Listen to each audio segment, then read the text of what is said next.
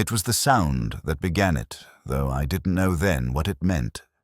The St. Four, deep notes struck with funereal patience, drifted across the cobbled quadrangle, through the pale drizzle, and into the King's Arms, where I was trying to convince myself that the crossword in front of me mattered more than the day itself. I'd been sitting there for an hour, perhaps two, the rain drawing slow veins down the window, and the smell of wet stone rising whenever the door opened. I remember the way the beer glass left a circle on the table, and how I watched it expand as though time itself were bleeding into the wood. Lewis was late, or maybe I was early. It hardly mattered. I'd stopped pretending that punctuality was one of my virtues long ago. Across the room, a television murmured an unwelcome modernity in a place that still smelled faintly of tobacco and varnish. I wasn't listening until I heard the name. Dr. Peter Halley, a lecturer in English literature, found dead in his lodgings after evensong. The presenter said it as if reporting the weather. Nothing suspicious, police say. I took a sip of my pint and tasted nothing. Halley. The name flickered somewhere behind my temples. I'd read it once, or heard it spoken in the worn-out corridors of the college. It was the kind of name that carried a faint echo of ambition, a man who had spent too many years chasing footnotes. The bell tolled again. 4 notes, 1 short pause, then silence. I felt the weight of it settle in the air. Lewis arrived at last, shaking off the rain and apologizing for the traffic near Magdalen. He ordered a pint, and we sat in companionable silence. He'd seen the report, too. Heart failure, apparently.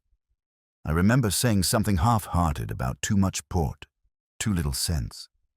Lewis just frowned and said, Halley wasn't that old. He was right, of course. Death in Oxford often prefers the middle-aged. Those who have just begun to suspect their work will outlive them.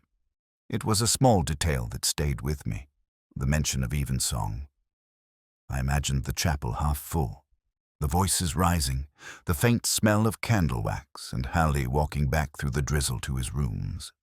Something about that hour between the music and the dark has always seemed dangerous to me. It's when the city sheds its academic pretensions and becomes something older, lonelier. I told Lewis I'd like to take a look, and he didn't bother to argue. He knew me too well. By the time we reached St. Swithin's, the rain had thinned to mist. The porter let us in, grumbling about paperwork. Halley's rooms were on the 2nd floor, overlooking a small courtyard where a single tree bent in the wind. The place was immaculate in the way that unsettles rather than reassures. A pile of essays stacked neatly, a single lamp burning low, a book of Don's sermons open on the desk. There was no sign of struggle, no spilled ink, no broken glass, just a half-finished crossword and a letter addressed, but not stamped. I read the first line of the letter before Lewis could stop me. "My dear Lydia," it began, and nothing more. The rest was torn away. I noticed the envelope was heavy, cream-colored, with a faint scent of violet ink. Old-fashioned, like the man who wrote it. The crossword caught my eye next. Down faithless terms ending. 4 letters. The answer came to me at once, unbidden, Lent. And then, beneath it, another clue. One struck at dusk, bringing thought of death. I didn't fill that one in. Lewis checked the body while I stood by the window. The latch was unfastened. The pane still glistened with droplets, though the floor beneath it was dry. Someone had opened it after the rain had stopped. That, I thought, was strange. A single cigarette lay unlit beside the ashtray, its end twisted slightly, as though waiting for a hand that never returned. The college clock struck the quarter. I closed the window and felt the faint chill it left behind. Lewis said it looked natural enough. I nodded, though the word natural has always struck me as an evasion, a way to make death polite. As we left, I glanced once more at the crossword. 4 across remained empty. The clue read, "End of term." I didn't need to write the answer. I already knew it. The room was too quiet for death. I've always believed that the newly dead leave behind a certain pressure in the air, not a superstition. More an atmospheric residue, but Hallie's lodgings felt carefully emptied of it, as though someone had taken pains to restore order before we arrived.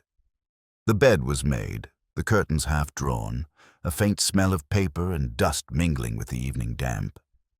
Even the chair was pushed neatly beneath the desk, which I found somehow offensive.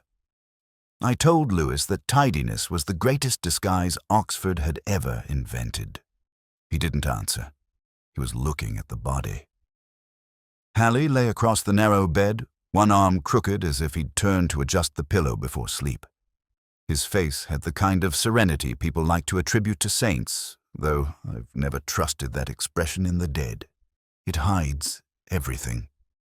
On the bedside table, there was a small alarm clock, a glass of water, and the half-finished crossword I'd noticed earlier. The clues were still visible in the lamplight, written in a hand too careful to belong to a man dying of heart failure. I bent closer. The ink was still faintly wet in one corner. Someone had touched it recently. Lewis cleared his throat, that uncomfortable noise he makes when he wants to ask if I'm thinking what he isn't. I told him it looked ordinary, and that was precisely what bothered me. There is nothing ordinary about a scholar who spends his life questioning meaning and then dies without leaving one behind. I opened the drawer of the desk. Essays marked with red ink, a fountain pen, a small bottle of whisky half finished, and a folded sheet of paper addressed but never posted. My dear Lydia, again, the same delicate hand, the same violet ink. I wondered if she would receive another letter now, the kind with police seals instead of envelopes. The book of Don's sermons was still open, as if Hallie had been interrupted mid-thought. I skimmed a line near the margin. No man is an island, entire of itself. The ink there, too, seemed fresh. I asked Lewis when the body had been found. "Just after 9, he said. The porter had gone to deliver a note and found the door unlatched. The coroner estimated the time of death between 7 and 8, around the hour of evensong, the hour when the bell rang, the hour I'd first heard his name. There was a window, slightly open, letting in the sound of dripping rain from the gutter. On the sill, a trace of ash. Not much, just enough to betray that someone had smoked there recently. Yet there were no cigarettes in the room, no ashtray either. I touched the dust on the sill, and it felt disturbed. Lewis noted the obvious. Perhaps Hallie had smoked his last one. I didn't correct him. There are few habits a dying man maintains with such restraint. When we stepped back into the corridor, I could hear the faint echo of footsteps on the floor above. Old buildings have their own ghosts, and this one carried its share. The walls were lined with portraits of men who had written too many books to be remembered for any single one. Their eyes followed us in the way portraits do when the painter was honest about vanity. The bursar met us at the staircase, a pale man with a disapproving expression, as though death itself were a breach of college regulations. He called the whole business unfortunate, a tragedy for the department, of course, but hardly a matter for the police. When I asked whether Hallie had enemies, he gave the sort of smile that suggests everyone does, but none that matter. He assured us Hallie had been in good health, though rather withdrawn of late. I asked if the porter might have seen anyone leaving before the discovery. A hesitation is the kind that weighs more than words. Then he said there'd been someone, a visitor perhaps, a man in a grey coat, walking briskly toward the gate around dusk. No name, no face, only the coat and the direction. Back in the courtyard, the rain had turned to a thin mist that softened the edges of the old stones. Lewis said it might all come to nothing natural causes, a private sorrow, a letter unsent, but something lingered, something that refused to fit, the open window, the faint ash. The clock set 10 minutes slow. I didn't mention it to Lewis then, but I knew that sort of delay rarely meant forgetfulness. It meant someone wanted time itself to lie. We left as the bell struck the quarter hour again. echoing through the empty quad. It sounds like an unanswered question. I didn't yet know it, but every note would come to count. There is a peculiar quiet that descends on Oxford after a death within its walls. Not grief, exactly, but the hush of intellectual inconvenience. The college flag at half-mast, the chapel candles left a gutter longer than usual, a polite postponement of lectures. By the time I returned to St. 2 days later, the corridors had resumed their careful rhythms. The squeak of shoes on stone, the low murmur of Latin grace, the faint scrape of chairs in the senior common room. Only the porter, polishing his brass bell by the lodge, seemed to remember that someone had stopped breathing here. Lewis waited by the notice board, frowning at a list of tutorials. He said the warden would see us, though he'd sounded irritated on the phone. I told him that irritation was Oxford's native accent. We climbed the staircase, its banister smooth from a century of hesitant hands, and entered a room that smelled of old wool and cold tea. The warden raised a tall man with silver hair and the brittle charm of one who had long ago mastered the art of seeming benevolent. He expressed the appropriate condolences and spoke of Hilary as a promising scholar, modest, diligent, perhaps too sensitive for the profession. I let him talk.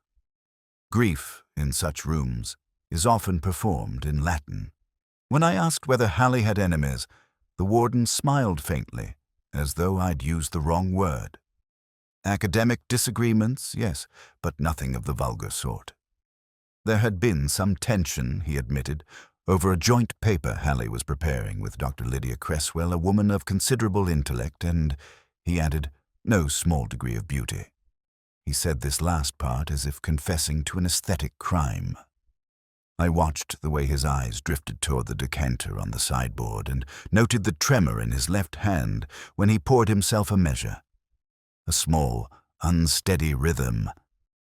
Guilt or age, the two so often indistinguishable. Cresswell received us in her rooms overlooking the Fellows' garden. The curtains were half drawn, and a typewriter sat silent on the desk beside a vase of wilted tulips. She spoke quietly, choosing each word as if it might be examined later. Hilary had been brilliant, difficult, occasionally cruel in argument, but never unkind in intent. They had quarreled, she admitted, about the ownership of certain research notes. I told her the letter addressed to Lydia had been found among his things. She didn't flinch, only lifted her cigarette to her lips and said she hadn't heard from him in days. The ash trembled as she spoke. She asked if it had been suicide. I told her we didn't yet know. Her answer was almost tender. He wasn't brave enough for that. Then she smiled, not at me, but at some memory I would never be allowed to see. Outside, Lewis said she seemed honest. I said honesty was rarely the same as truth. We went next to the senior common room, where the air hung thick with tobacco and tenure. 3 men sat beneath the portraits of former deans, their conversation halting when we entered. The classics tutor, Evans, I think, was the first to speak. He remembered Hilary as a man of unnecessary refinements. There was laughter, the kind that hides discomfort. The others added their tributes, hard-working, ambitious, overly fond of quotation. I asked whether he'd been seeing anyone.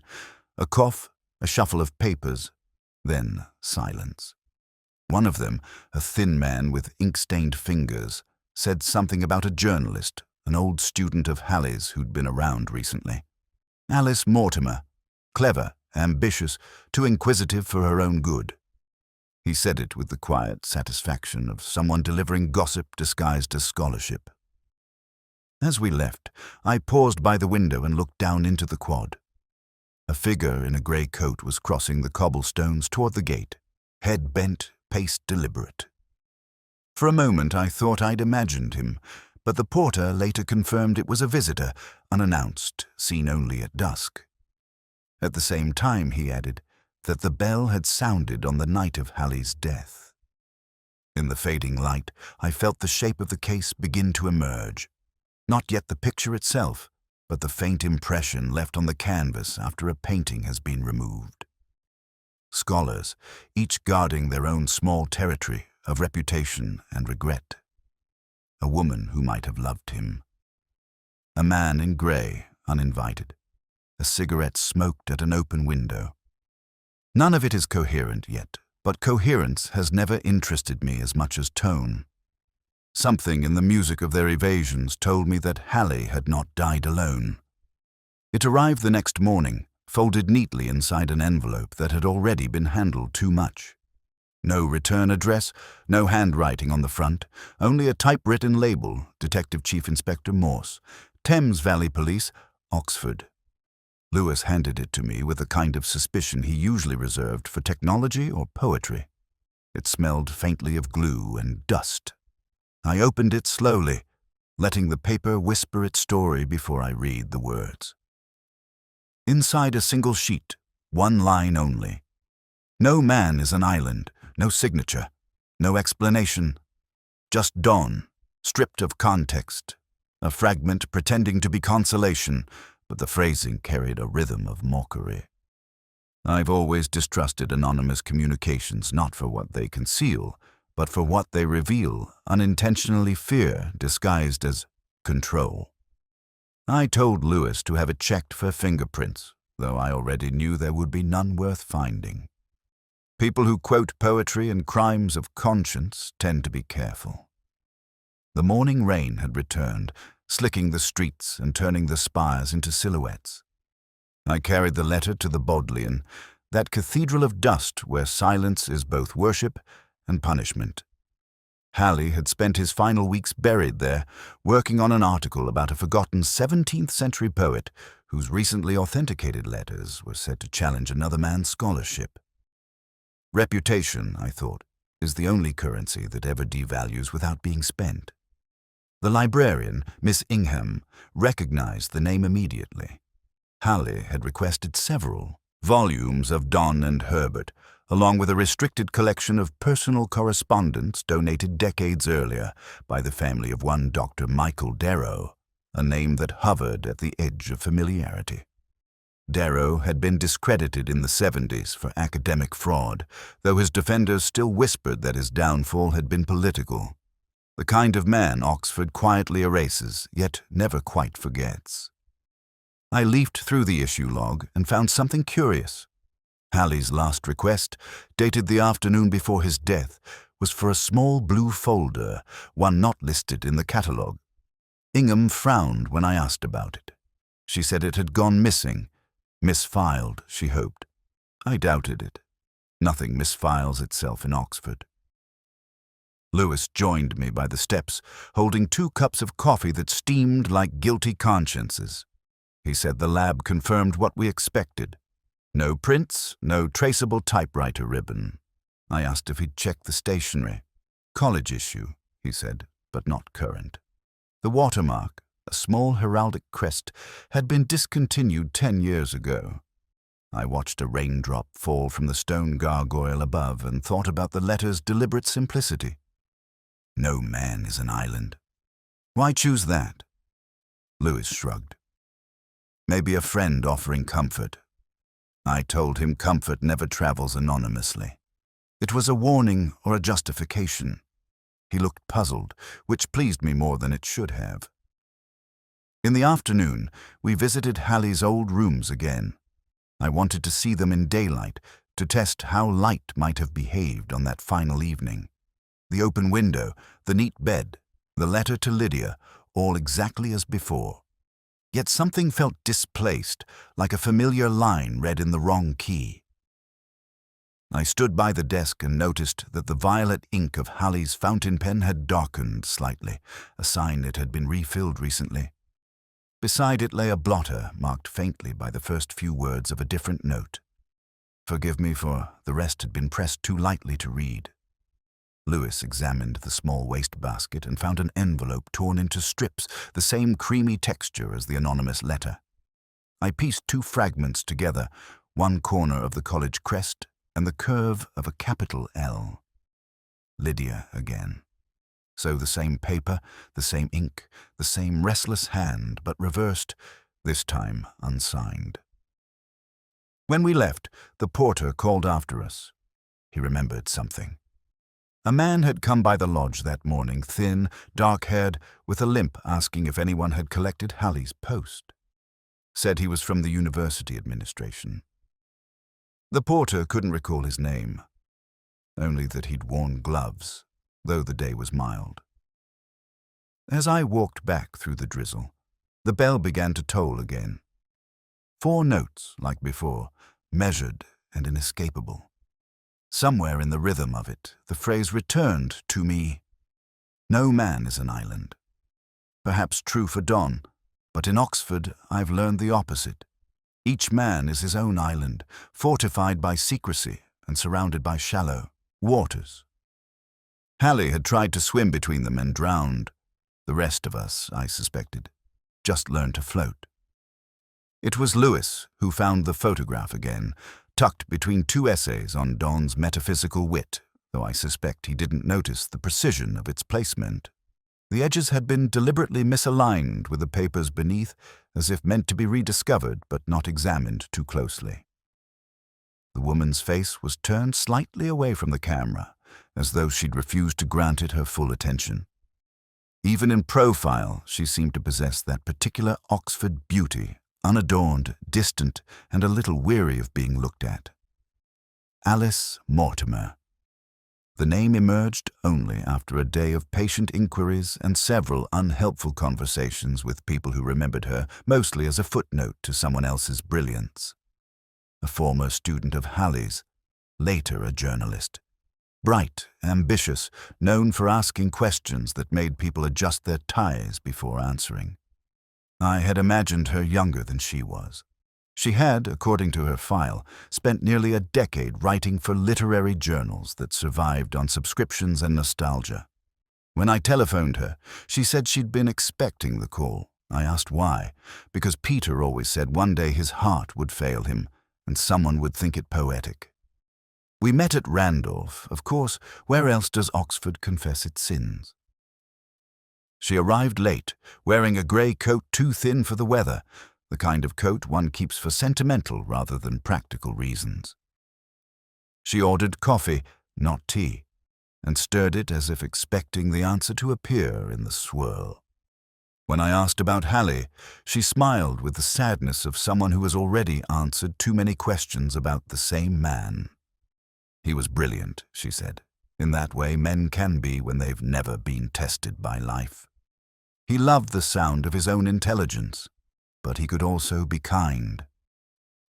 I told her about the letter he'd written. My dear Lydia, and she looked down, tracing her finger along the rim of the cup. He wrote many letters, she said quietly. None of them finished what they began. Lewis, watching from the far end of the room, thought she was sincere. I wasn't so sure. There was something almost rehearsed in her detachment, a rhythm of restraint learned through repetition. Yet a single word betrayed her. When I asked if she'd seen him recently, she said no, not since the week before term began. Then she added, without thinking, he looked tired. I asked how she could know that if she hadn't seen him, and she froze for the briefest moment before correcting herself. She'd meant last term, she said. Perhaps Easter. The correction came too late. After she left, I remained at the table long enough to finish her untouched biscuit. I thought about her phrasing not since the week before term began, and it nagged at me. That small temporal slip. People don't misremember time unless they're trying to reorder it. I told Lewis later that evening that she'd lied. He said I always think women are lying. I told him only the clever ones. Back in my flat, I placed the photograph under the lamp. The light sharpened its textures. The faint crease at the corner, the shadow of Hallie's hand just visible on the table beside her. He had taken it himself. I could see it in the angle, the closeness, the slight motion blur that spoke of affection rather than composition. There was a mirror behind her, reflecting part of the room, but her reflection was missing from the glass.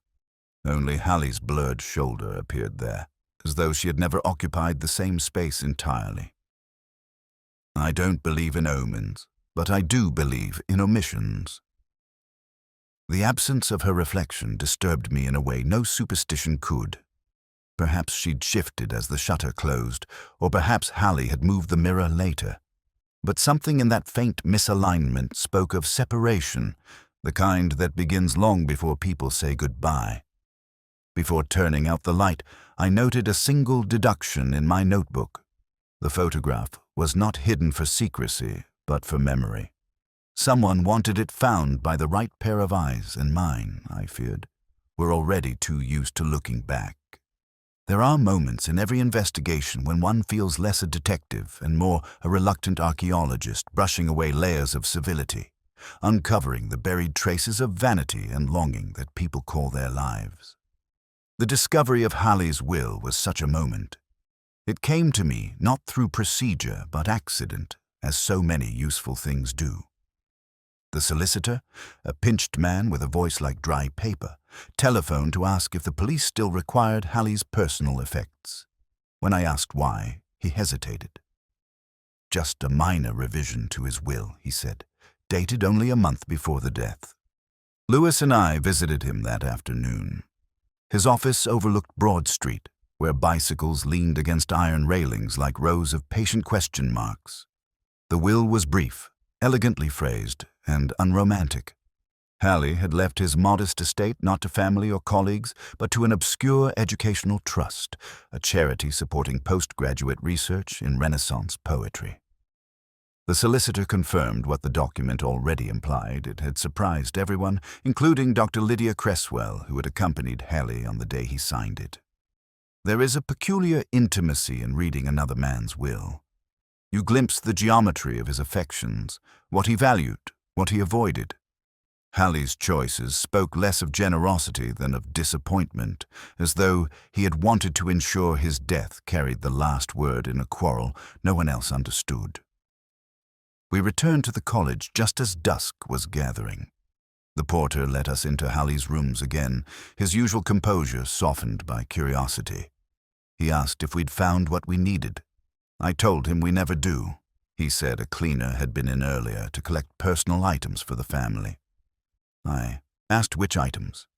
A suitcase, a coat, and 2 wine glasses from the small cabinet near the window. That caught me. 2 wine glasses. I checked the inventory. There should have been 3. Lewis thought little of it. Perhaps one had broken. Perhaps someone had borrowed it. But I had seen the set myself the week before, 3 glasses aligned with almost military precision on a narrow shelf above the sideboard. Now there were only 2, and the space left behind bore the faint circular mark of dust's absence. Someone had shared a drink with Hallie that night. Someone had taken their glass away. I poured myself a measure from the bottle of claret still open on the desk. The cork, swollen and damp, bore the imprint of a hotel in Bath, the Crescent Arms. A small deduction, perhaps, but one that hummed faintly with possibility. Hallie had visited Bath earlier in the term, allegedly to attend a conference. Lydia Cresswell had been there too. I remembered her remark about Hallie lacking the courage for suicide. The words had been spoken with too much certainty to belong to indifference. We went to see her again. She opened the door before we knocked, as though she'd been standing behind it all along. The fire in her room burned low, and the light caught her profile like a memory resisting erasure. She said she knew why we had come. The will, she supposed. Yes, she had been present as a witness, nothing more. When I asked about Bath, her gaze drifted toward the window. The conference had been dull, she said. She had stayed only one night. I asked if she dined with Hallie. A pause. Perhaps. She could not quite recall. Her eyes were dry but restless. I told her the wine he'd opened had been from that same hotel. Her lips parted, though no words followed. I noticed then a faint stain on the carpet near her hearth, the kind red wine leaves when it's been carelessly spilt and hastily blotted. I didn't mention it. Not then. On the walk back, Lewis asked if I believed she'd killed him. I said no, but that she had almost certainly loved him, and that such distinctions rarely simplify anything. That night I sat alone in my flat, the will on the table beside my untouched dinner. I poured myself a glass of scotch, but it tasted of nothing. On the radio, someone was reciting a poem by Donne, something about death being no proud thing. I looked at the empty space beside my glass and thought again of that missing one, carried away by someone who could not bear to leave a trace. Perhaps love, like guilt, is best measured by what people take with them when they go. The memorial service was held on a Tuesday, that soft, indecisive day when Oxford can't quite decide whether to mourn or move on.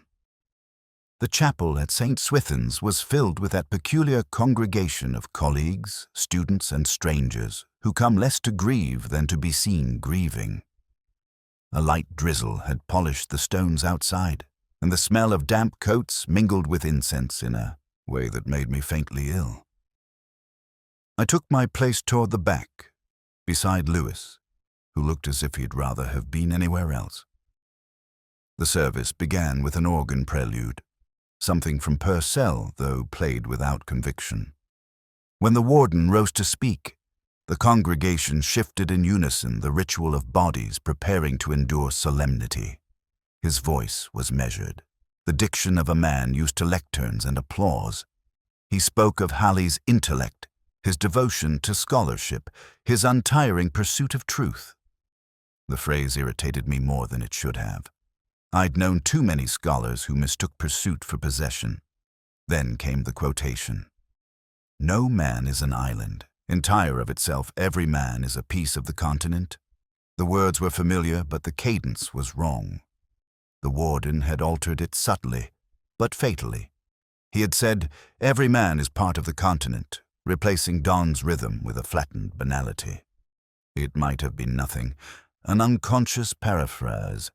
Yet I saw Cresswell's head turn sharply toward him. Her reaction lasted only a second, but it was enough. Afterward, outside the chapel, people gathered in small academic clusters, the way iron filings arrange themselves around invisible forces. I waited until the warden had shaken enough hands before approaching. He seemed relieved to find someone not offering condolences. I told him I had admired his choice of reading. He smiled thinly and said that Donne's meditation had always been a favorite. I asked where he'd learned it. He hesitated, an unnecessary pause, the kind that confesses more than it conceals. Oh, somewhere during his undergraduate years, he said. I told him that Halley had been writing a paper on Donne's marginalia and that his last notes concerned misquotations in early 20th century editions. The warden's smile evaporated. I left before he could ask what I meant. Lewis found me later in the quad, hands in his pockets, shoulders hunched against the rain. He said I was being fanciful. People misquote poetry all the time. I told him scholars don't, not ones who build careers upon it. He asked what difference it made. I said it was like a crooked picture frame. You could ignore it, but you'd always feel its tilt. We walked toward the porter's lodge, our shoes scraping against wet gravel. The porter mentioned almost in passing that Halley had returned late from the warden's rooms on the evening before his death. Some discussion about the college archives, apparently. The porter hadn't thought it worth mentioning sooner. It had seemed so ordinary. Ordinary, yes. That convenient word again. That night, back in my flat, I spread Halley's papers across the table. Among them, I found a single annotated page from Donne's Devotions upon Emergent Occasions. In the margin beside the very same quotation, Halley had written 2 words in red ink, plagium mentis. Theft of the mind. I sat for a long time staring at that phrase. It wasn't an accusation, it was a diagnosis. I poured myself a whisky and thought of the warden's trembling hand, the wine glass missing from Halley's shelf, the letter never sent. a small constellation of gestures, faint but visible if one knew where to look. Hilary had been preparing to expose someone not for murder, perhaps, but for a crime Oxford considers worse, the theft of another man's thought. When I finally slept, I dreamt of the chapel again. The bell was tolling, but out of rhythm, as if time itself had grown uncertain. The congregation rose, faces indistinct, and the warden's voice carried through the nave the same misquotation, repeated over and over until it became meaningless. Every man is part of the continent. Every man. Every man. I woke before dawn, the taste of smoke in my mouth. On the table beside the glass, Hally's notes lay half-lit by the street lamp outside. I traced the edge of that red phrase once more and realized what had unsettled me most. Don's original line ends not with isolation, but with connection. Hally's version and the warden's alike, both ended with theft. And somewhere between those endings, I knew a man had lost not only his words, but his life. It was one of those afternoons when Oxford pretended to be gentle, the rain hesitant, the light uncertain, and the city's old bones softened by mist. Lewis and I were standing beneath the archway of the quad, waiting for a man who had tried to vanish. His name, once whispered behind closed doors, had found its way back into circulation like a forbidden footnote returned to the text. Michael Darrow.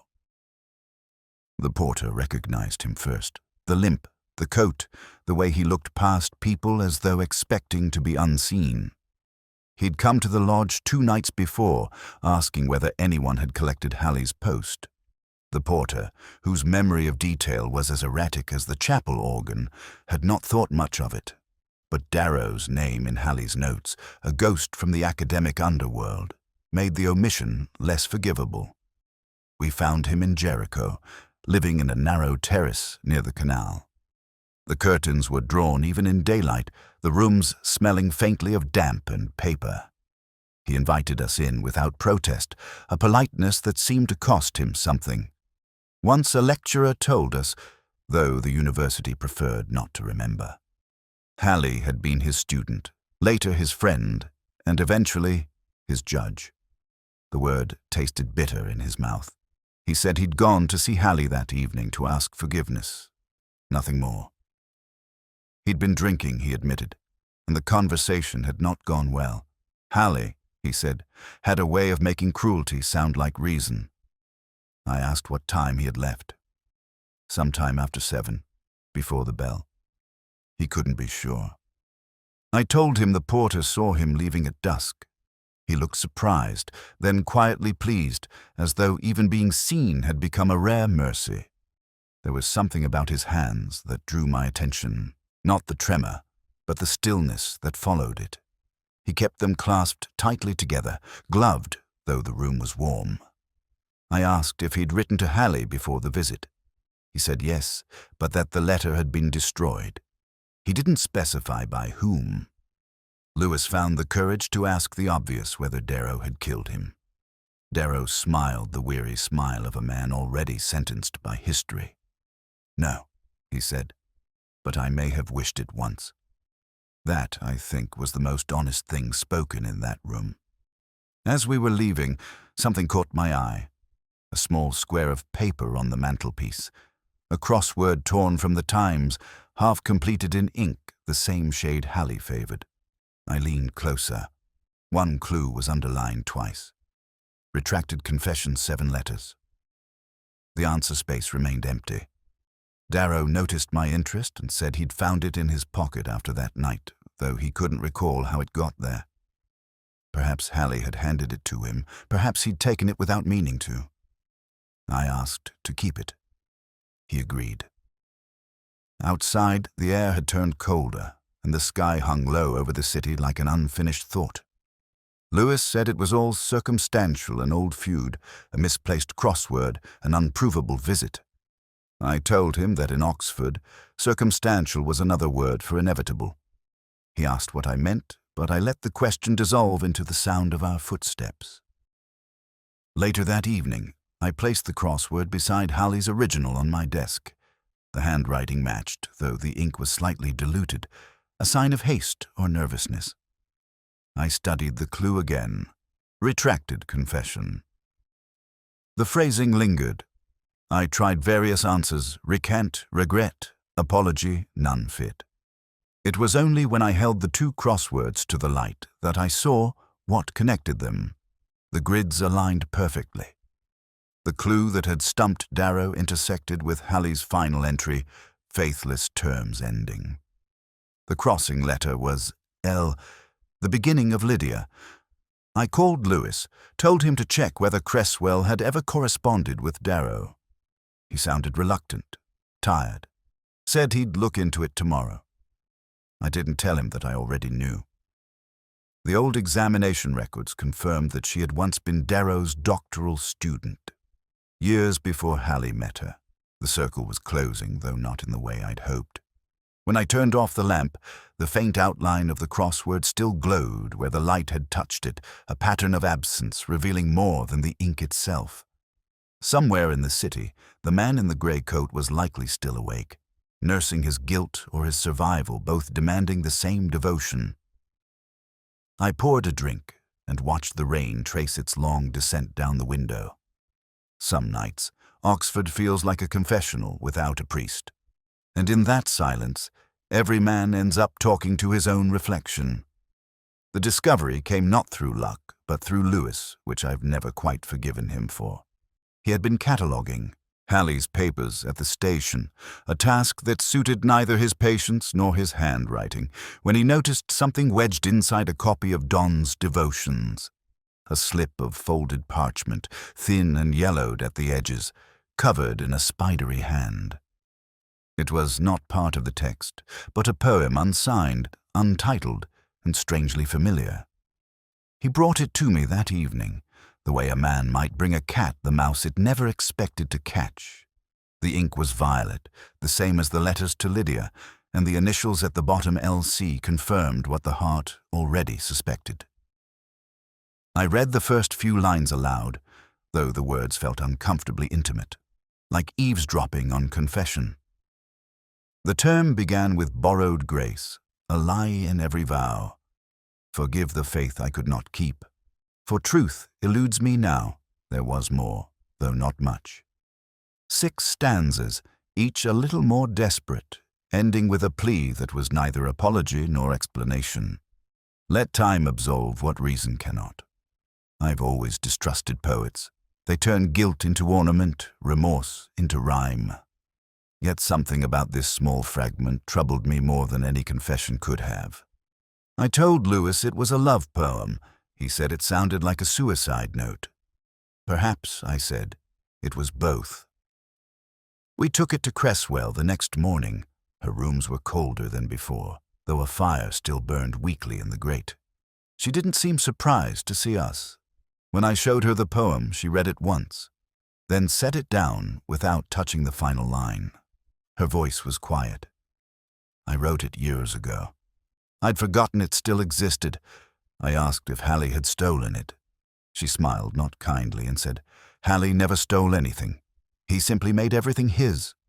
She told us they'd met when she was still struggling to be taken seriously in a department that measured intellect by voice pitch and patience by skirt length. Halley had encouraged her, then consumed her. She spoke of the collaboration that had begun as scholarship and ended as blackmail. He'd threatened to expose the warden's plagiarism, a manuscript lifted almost verbatim from Darrow's unpublished work, and to use her as his witness. She'd begged him not to. Oxford, she said, thrives on quiet corruption. Halley wanted the noise. When she finished speaking, I asked where she'd been the night of his death. She didn't hesitate in her rooms, alone. I asked if she'd gone to him earlier. She hesitated then. I wanted to, she said, but I knew he wouldn't listen. Her eyes drifted toward the window where the frost had begun to form small constellations on the glass. I told her the porter had seen a woman enter the staircase around 7 that evening. She didn't deny it. She simply said, I left him alive. Lewis, bless him, still wanted facts. He asked if she had written to Hallie since. She shook her head. I believed her. Some lies carry the exhaustion of truth. Back at the station, I studied the poem again. The rhythm of it had begun to gnaw at me. The repetition of certain words, the deliberate enjambment, the way each stanza began with the same letter. I rewrote the first lines vertically, letting the initials fall in a column. They spelled a name. Michael. Darrow. The poem had not been addressed to Hallie at all. I didn't tell Lewis at first. I wanted the idea to mature quietly, like guilt fermenting into certainty. Later, when I did, he said it changed nothing, but it changed everything. The love triangle had become a square, and Oxford's geometry never tolerates imbalance for long. That night, unable to sleep, I read the poem again in the dim light of my flat. The sound of rain against the window took on the cadence of its meter. I thought of Cresswell, her voice steady in confession, her eyes refusing pity. I thought of Darrow, nursing a disgrace that had outlived his reputation, and of Hallie, whose intellect had finally devoured itself. The last line, though, refused to leave me. Let time absolve what reason cannot. I poured a drink and looked at my reflection in the dark window. Time, I thought, absolves nothing. It only edits. And some verses, once written, can never be erased, only misread, until they rhyme with death. It was raining again that night, the kind of rain Oxford does best, not an act of weather, but of temperament. It blurred the lamps along the High, turning every footprint to memory. I'd spent the evening in my flat, the coded poem spread open on the table beside a glass I'd long since stopped tasting. The city outside hummed faintly, as if rehearsing a requiem it no longer believed in. I'd begun to think the case might never yield to reason, that it would remain one of those half-solved puzzles that haunt the mind precisely because they resist closure. But as I reread Hallie's notes, a small discrepancy revealed itself, the kind of detail that seems meaningless until it shifts the light on everything else. The porter's statement, the time of the bell, the extinguished cigarette, each had been accepted as static fact. Yet the cigarette had gone out after the rain had stopped. Someone had opened the window not before Hallie died, but after. That act, that simple correction of sequence, pulled the whole structure taut. I went back to St. Swithin's. It was nearly midnight, the quad deserted except for a cat that watched me with that sacerdotal indifference particular to Oxford creatures. I carried no warrant, no intention of ceremony. The porter, half asleep in his chair, didn't protest when I took the keys. I think he knew I wouldn't have come without purpose. Hallie's rooms were unchanged. The air still held the faint perfume of paper and wine, the melancholy scent of unfinished sentences. I turned on the desk lamp and sat in his chair. The rain ticked gently against the window pane, and in that rhythm the truth began to arrange itself. He hadn't been poisoned, as I once suspected, nor strangled, nor pushed toward any melodramatic end. He had died, quite simply, of the heart that failed him, but not alone. I imagined the scene now with unbearable clarity, a knock after evensong, a familiar voice at the door, a glass poured out of habit rather than celebration. A letter destroyed, another left half-written, the argument rising and then faltering into something smaller, not fury but disappointment. Then the shock, the collapse, the stillness. The second presence panicked, tearing the envelope, taking the glass, and before leaving, opening the window to erase the scent of fear. It would have been enough had the cigarette not betrayed her. Yes, her. For it was a woman's perfume I remembered faintly from the first night, too subtle for Lewis to notice. Violet. Lydia Cresswell's ink, her scent, her presence woven through every thread of the affair. She had come to confront him, perhaps to plead with him, perhaps to warn him. She hadn't meant to kill him, but the line between intent and consequence is as thin as an Oxford paper. As I stood to leave, I saw something I'd missed before, a small dark mark on the sill near the latch. Not ash, but wax burgundy, the color used by the college for sealing official correspondence.